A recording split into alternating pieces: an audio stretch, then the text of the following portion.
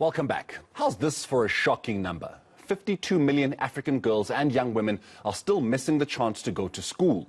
The United Nations High Commissioner for Refugees is raising this issue ahead of the International Day of the Girl Child tomorrow. The Forum for African Women Educationalists will host a meeting to highlight the importance of educating girls. UNHCR Education Officer Clara Van Praag speaks to us now about that. A very good morning to you, Clara, and thank you so much for joining us. So, 52 million African girls and young women. That is disturbing. Indeed, and I think that we need to do more to make sure that all girls have a chance to go to school. And at UNHCR, we're particularly concerned for displaced girls because amongst displaced populations, they are even more vulnerable. And we have almost 50% of displaced girls who are not in school at the moment.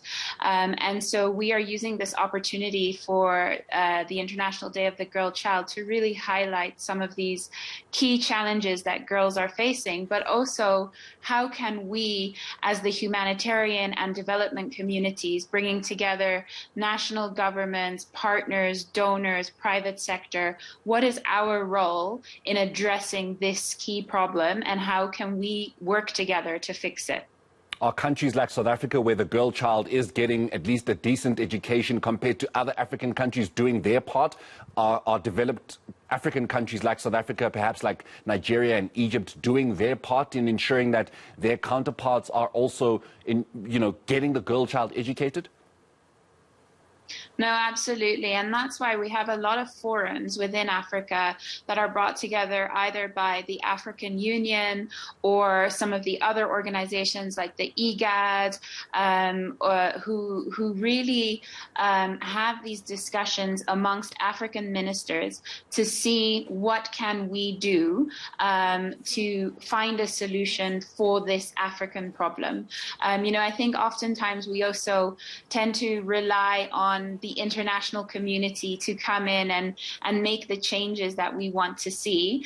And what we're really excited about, particularly in our region, so I work for the region in the Eastern Horn of Africa, that we are seeing local private sector partners, local governments who are really coming together and saying, let's do something for our girls.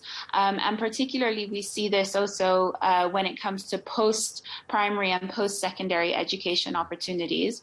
There's a lot more scholarship opportunities available. So we have a very strong partner in MasterCard Foundation that is offering scholarships for some of the most vulnerable youth in Africa. So really targeting displaced youth, targeting girls, targeting those from very low income communities to really be able to say, here's an opportunity for you to study at an African university and then go back to your African community and bring back what you've learned.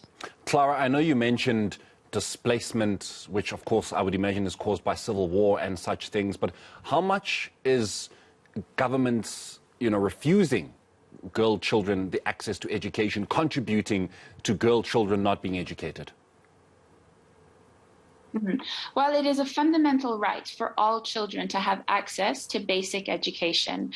And once somebody is displaced, we work together with the national governments to make sure that schools are built in refugee camps and refugee settlement areas. And we really promote the inclusion of all refugee children into national school systems. And so what this means is that the national ministries of education provide nationally accredited school systems so that children can sit for national exams and receive their certification when they're completing their primary or secondary school journey. And I think this is key to being able to provide that opportunity for particularly girls, to be educated while they are displaced, because there's not much else that they can do when they're sitting in a refugee camp and perhaps they don't have the right to work, they don't have the right to leave the camp. And so what better way to use their time in displacement but to get a solid education? I know this is an African problem and a problem that African countries should be dealing with, but is there any response or any aid, any assistance from the international community? There is a lot. And so some of the partners that we're bringing together during the roundtable discussion tomorrow, such as the Global Partnership for Education, the Education Cannot Wait Fund, are the UK government. So we have a representative from the FCDO who have prioritized providing funding for education. So education does tend to be one of the least prioritized sectors, at least within the humanitarian aid, to get funding. And so we rely on these key partners who have the funding available, who are using their platforms and their advocacy to make sure that we're able to bring sufficient funding to be able to really support the hosting governments to really make sure these children are able to complete their school journey. And what's really interesting as well, like partners such as the GPE, so that's the Global Partnership for Education, they are working hand in hand with national governments to strengthen education systems so that we're not just improving the education for displaced children, but that we are improving the whole ecosystem so that for hosting community children as well as refugee children, the whole quality of their education is going to be improved.